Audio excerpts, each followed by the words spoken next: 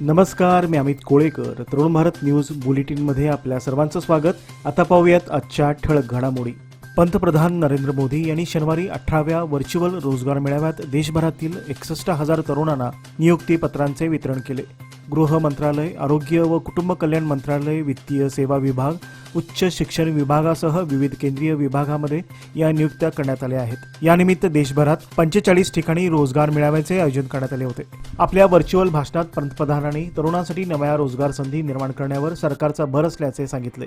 महिला देशभरात स्टार्टअपचे नेतृत्व करत असून महिला स्वयंरोजगाराचा दर 15% वाढल्याचे त्यांनी नमूद केले. रोजगार मेळाव्याचा पहिला टप्पा 22 ऑक्टोबर 2022 रोजी सुरू करण्यात आला होता.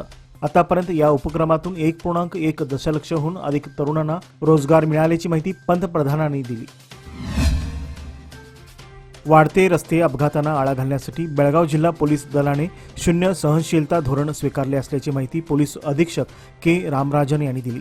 मद्यप्राशन करून वाहन चालवताना अपघात झाल्यास संबंधित चालकावर भारतीय न्याय संहितेनुसार खुनाचा गुन्हा दाखल केला जाणार असल्याचे त्यांनी स्पष्ट केले. महामार्गावरील ढाबे, हॉटेल्स आणि ग्रामीण भागातील दुकानांमध्ये अवैध मद्य विक्री आढळल्यास संबंधिताविरोधात गुन्हा दाखल करून त्यांचे व्यवसाय परवाने रद्द करण्यात येणार आहेत. याशिवाय जिल्ह्यातील सर्व मद्य विक्री दुकाने, हॉटेल्स आणि ढाब्यावर सीसीटीव्ही कॅमेरे बसवणे बंधनकारक करण्यात आले आहेत. मद्यपान करून वाहन चालविणाऱ्या ग्राहकांची माहिती पोलिसांना देणे संबंधित व्यवसाय कर सक्तीचे राहणार आहे. जर मद्यपी चालकामुळे अपघात झाला तर त्या मद्य विक्री दुकानाचा मालकही कायदेशीरदृष्ट्या जबाबदार धरला जाईल, असा इशारा पोलीस अधीक्षक रामराजन यांनी दिला आहे. बेळगाव शहरातील फुलबाग गली परिसरात सुरू असलेल्या जुगारी अड्ड्यावर मार्केट पोलिसांनी छापा टाकून 7 जणांना अटक केली आहे. ही कारवाई गुरुवारी करण्यात आली असून पोलिसांनी आरोपीकडून 9,700 रुपये रोख रक्कम व जुगाराचे साहित्य जप्त केले आहे. अटक करण्यात आलेल्यामध्ये दिनेश विजय वाळवेकर वय 35 व राहुल प्रदीप जाधव वय 33 दोघेही राहणार फुलबाग गल्ली, दानेश समीउल्ला दलायत वय 19 राहणार फोर्ट रोड देशपांडे गल्ली, पवन रामू जालगार वय 19 राहणार मारुती गल्ली खासबाग, नितीन बाळू सोमनाचे वय 30 राहणार समर्थनगर दुसरा क्रॉस, लक्ष्मण भीमा हिरेकोप वय 28 राहणार समर्थनगर आणि मंजुनाथ मलगौडा गेडगेरी वय 24 राहणार महाद्वार रोड 5वा क्रॉस यांचा समावेश आहे. फुलबाग गल्ली येथील दिनेश वाळवेकर यांच्या घरात अंदर बाहेर प्रकारचा जुगार सुरू असल्याची गोपनीय माहिती पोलिसांना मिळाली होती. त्या माहितीच्या आधारे मार्केट पोलीस निरीक्षक JM कालीमिर्ची यांच्या मार्गदर्शनाखाली पोलीस उपनिरीक्षक हुसेन साब केरूर व त्यांच्या सहकाऱ्यांनी अचानक छापा टाकून ही कारवाई केली. या प्रकरणी आरोपी विरुद्ध कर्नाटक पोलीस कायद्याच्या कलम 79 व 80 अन्वये गुन्हा दाखल करण्यात आला असून पुढील तपास सुरू असल्याची माहिती पोलिसांनी दिली आहे. सार्वजनिक ठिकाणी गांजा सेवन करणाऱ्या 5 जणांना शहापूर व APMC पोलिसांनी ताब्यात घेतले असून त्यांच्या विरोधात FIR दाखल करण्यात आली आहे. शहापूर परिसरात करण्यात आलेल्या कारवाईत जिनेंद्र रत्ताप्पा भिल्ल वय 33 राहणार लक्ष्मीनगर अनगोळ, प्रशांत रमेश काकतकर वय 21 राहणार बाबले गल्ली अनगोळ आणि किरण विजय शारबिद्रे वय 26 राहणार रामलिंगवाडी गोवा वेस्ट यांना ताब्यात घेण्यात आले आहे. ही कारवाई पोलीस उपनिरीक्षक मणिकंठ पुजारी व त्यांच्या सहकार्याने केली. दरम्यान APMC पोलीस ठाण्याच्या हद्दीत सहाय्यक पोलीस उपनिरीक्षक DB पार्थनहळ्ळी यांनी कुमार उमेश चरंतीमठ वय 26 राहणार अन्नपूर्णावाडी आणि विजयकुमार शेखर सुतकट्टी वय 27 राहणार बसवकली या दोघांना एका शाळेजवळ ताब्यात घेतले. ताब्यात घेतलेल्या या सर्व आरोपींची वैद्यकीय तपासणी करण्यात आली असता त्यांनी गांजा सेवन केल्याचे निष्पन्न झाले. या प्रकरणी पुढील कायदेशीर कारवाई सुरू असल्याची माहिती पोलिसांनी दिली आहे. बेळगाव जिल्ह्यात गांजाची विक्री व सेवन यावर पूर्णतः आळा घालण्यासाठी जिल्हा पोलीस दलाने व्यापक आणि कठोर मोहीम सुरू केली असून यापुढे गांजा सेवन करणाऱ्यावरही थेट गुन्हे दाखल केले जाणार आहेत, अशी माहिती पोलीस अधीक्षक के रामराजन यांनी दिली. शहरात आयोजित पत्रकार परिषदेत बोलताना रामराजन म्हणाले की जिल्ह्यात गांजाचे प्रमाण वाढत असल्याने कडक पावले उचलण्यात आली आहेत. या मोहिमेअंतर्गत जिल्ह्यातील सर्व 34 पोलीस ठाण्यांना प्रत्येकी 40 ते 50 याप्रमाणे एकूण 1,550 गांजा तपासणी किट्स अर्थात ड्रग्ज डिटेक्शन किट्स वितरित करण्यात आले आहेत. या कारवाई दरम्यान चिक्कोडी, रायबाग आणि खानापूर तालुक्यात एका महिलेसह 10 गांजा विक्रेत्यांना अटक करण्यात आली आहे. गोवा आणि महाराष्ट्र सीमेवरून होणारी गांजाची तस्करी रोखण्यासाठी विशेष पथके तैनात करण्यात आली असून या प्रकरणात कोणालाही सूट दिली जाणार नाही, असा इशाराही त्यांनी दिला. गांजा विक्रेत्यावर कठोर कारवाईसाठी पुरावे अधिक मजबूत व्हावेत यासाठी सेवन करणाऱ्यावरही गुन्हे दाखल करण्यात येणार आहेत. जामिनावर सुटका झाल्यानंतर पुन्हा गुन्हा केल्यास संबंधितांना थेट तडीपार करण्यात येईल, असेही पोलीस अधीक्षकांनी स्पष्ट केले आहे. हरे कृष्णाच्या जयघोषात इस्कॉनच्या भव्य हरे कृष्णा रथयात्रेने आज संपूर्ण बेळगाव भक्तिमय वातावरणाने भारावून गेले होते। आज शनिवार दिनांक 24 जानेवारी रोजी दुपारी 1:20 धर्मवीर संभाजी चौकातून प्रारंभ झालेली ही रथयात्रा म्हणजेच बेळगाव शहरासाठी आनंदोत्सव ठरली। आंतरराष्ट्रीय कृष्ण भावनामृत संघ इस्कॉन यांच्या वतीने दरवर्षी रथयात्रेचे आयोजन केले जात असून यंदा या रथयात्रेचे 28वे वर्ष आहे। धर्मवीर संभाजी चौकात इस्कॉन बेळगावचे अध्यक्ष परमपूज्य भक्ती रसामृत स्वामी महाराज व सुंदर चैतन्य महाराज यांनी भक्तांना मार्गदर्शन केले। फुलांनी सजवलेल्या रथात श्री श्री राधाकृष्ण आणि निताई गौर सुंदर यांचे विग्रह विराजमान होते।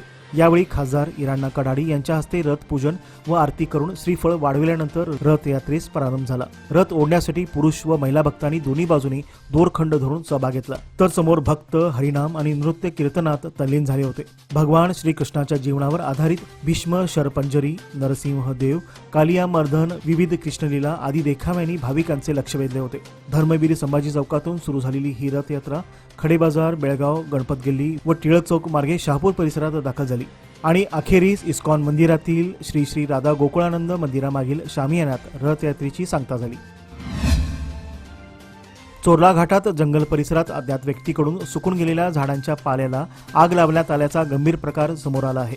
या जंगल परिसरात अनेक वन्य प्राणी व पक्ष्यांचे नैसर्गिक अधिवास असून अशा प्रकारच्या निष्काळजीपणा व कृत्यामुळे मोठ्या प्रमाणावर पर्यावरणीय नुकसान होण्याची शक्यता होती। हा प्रकार काल शुक्रवारी रात्री उघडकीस आला।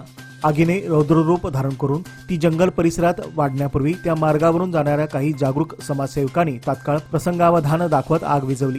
त्यांच्या सतर्कतेमुळे मोठा अनर्थ टळला असून संभाव्य जीवित व पर्यावरणीय हानी टळली आहे। दरम्यान या घटनेमुळे परिसरातील नागरिकांमध्ये तीव्र चिंता व्यक्त केली जात आहे। उन्हाळ्याच्या पार्श्वभूमीवर अशा प्रकारे जंगलात आग लावण्याचे प्रकार अत्यंत धोकादायक ठरू शकतात। वन्यजीव, जैव विविधता आणि नैसर्गिक संपत्ती यांचे मोठ्या प्रमाणावर नुकसान होण्याची भीती व्यक्त केली जात आहे।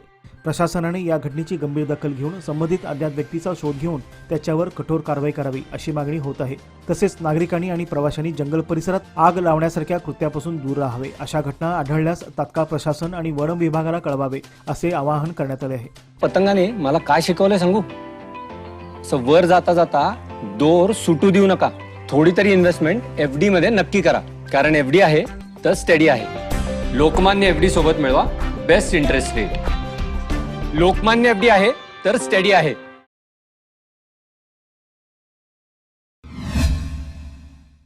वाढते अपघात आणि शहरातील वाहतूक कोंडी टाळण्यासाठी प्रशासनाने बेळगाव शहरात अवजड वाहनांच्या प्रवेशावर निर्बंध घातले आहेत। सकाळी व सायंकाळी ठराविक वेळेत अवजड वाहनांना शहरात प्रवेशबंदीचा आदेश जारी करण्यात आला आहे।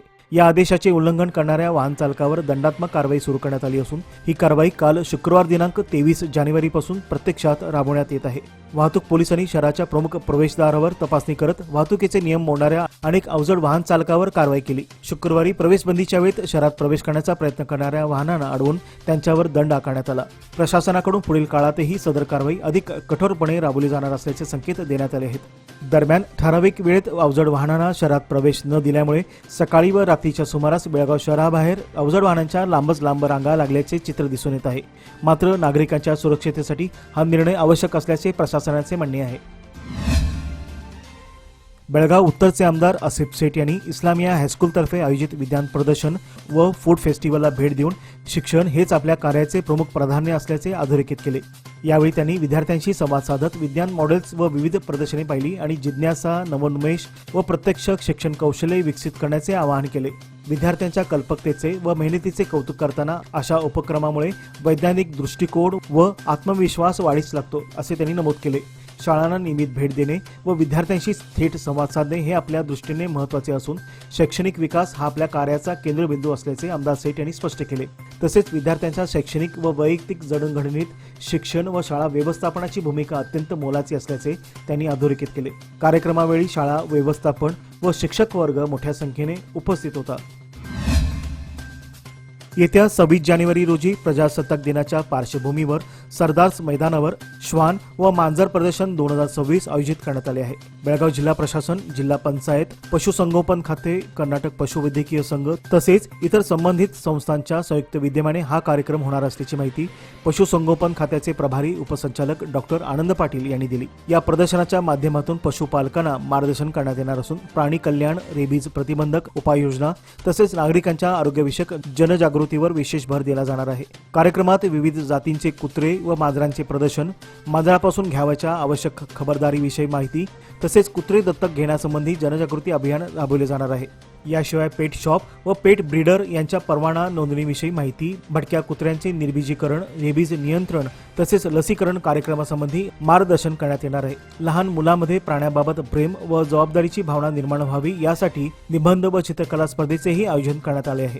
प्रदर्शनात सहभागी होणाऱ्या कुत्र्यांना मोफत रेबीज लस व जंतुनाशक औषधे देण्यात येणार असून नागरिक, श्वानपालक, विद्यार्थी व प्राणीप्रेमींनी मोठ्या संख्येने या कार्यक्रमात सहभागी व्हावे असे आवाहन आयोजकांकडून करण्यात आले आहे. रविवार दिनांक 1 फेब्रुवारी 2026 रोजी होणाऱ्या 21व्या साहित्य संमेलनाची मुहूर्तमेढ येळूर येथील शाळेच्या पटांगणावर गोविंद टकेकर यांच्या हस्ते मोठ्या उत्साहात उभारण्यात आली. कार्यक्रमाची सुरुवात श्री शिवाजी विद्यालयाच्या विद्यार्थ्यांच्या स्वागत गीताने झाली, तर प्रमुख पाहुणे मदन बामणे यांच्या हस्ते क्रांतीसूर्य महात्मा ज्योतिराव फुले यांच्या प्रतिमेचे पूजन करण्यात आले. प्रमुख वक्ते अनंत लाड यांनी मराठी भाषा ही जिवंत असून ती पिढ्यानपिढ्या चालत आलेल्या वारशामधून समृद्ध झाल्याचे प्रतिपादन केले. मदन बामणे यांनी मराठी भाषा ही संस्कृतीचे दर्पण असून युवक हे समाज परिवर्तनाची शक्ती असल्याचे सांगितले.